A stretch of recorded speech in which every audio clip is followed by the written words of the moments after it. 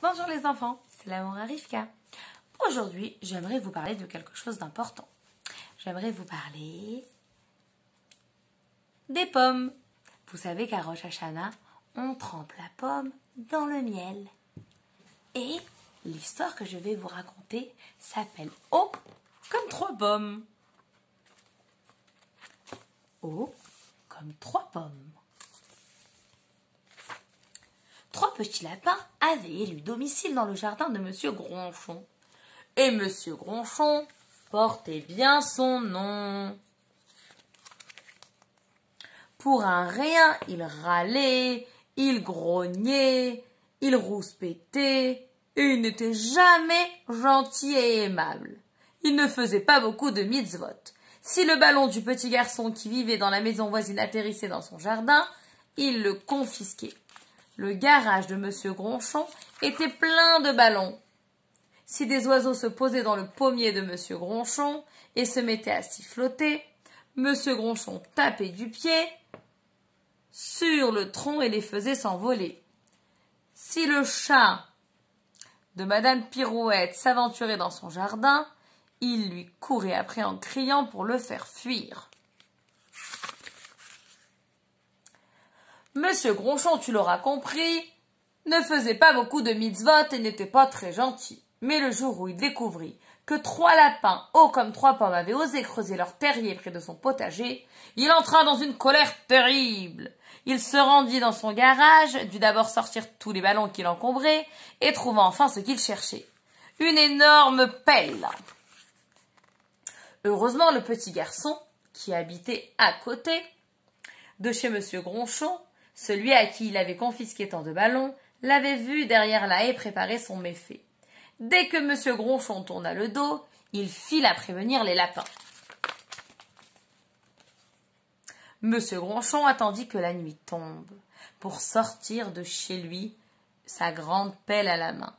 Il s'approcha du terrier à pas de loup et un sourire malin aux lèvres, il en boucha l'entrée. « Et voilà, dit-il en se frottant les mains, cela vous apprendra à creuser un horrible trou dans mon beau jardin. Ha ha ha !»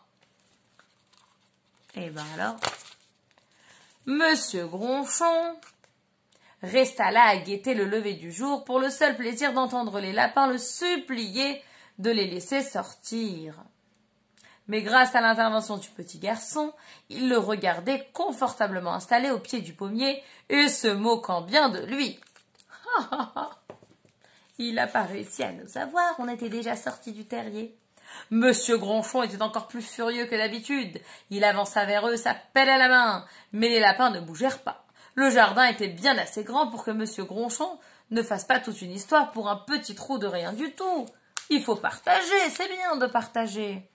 Le plus grand des 3 lapins prit son courage à 2 mains et vint à sa rencontre. Il lui demanda gentiment de les laisser vivre là en paix et promit qu'il ne ferait aucun dégât. « Si tu crois que tu m'impressionnes avec tes grandes oreilles, tu te trompes. Tu es haut comme 3 pommes, s'exclama Monsieur Gronchon. « Haut comme 3 pommes ?» questionna le lapin. « Parfaitement, 3 petites pommes superposées, une sur l'autre. Tu es tout petit, rikiki et même minuscule, et tu vas déguerpir tout de suite avec tes amis, dit Monsieur Gronchon. Les pommes qui vivaient dans le pommier n'apprécièrent pas du tout que Monsieur Gronchon se moque d'elles. Après tout, elles avaient le droit d'être petites, et puis elles étaient bien plus grandes que des cerises.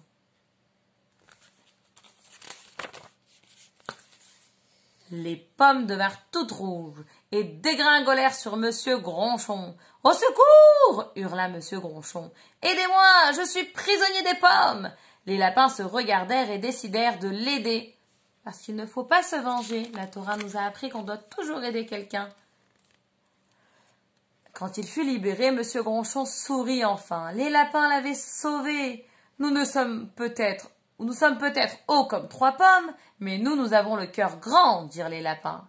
Monsieur Gronchon comprit la leçon et promit de les laisser en paix. Je vous promets, je fais teshuva.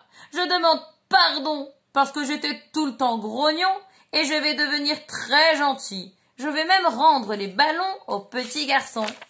Et c'est comme ça que Monsieur Gronchon fit échouva et devient aimable et gentil.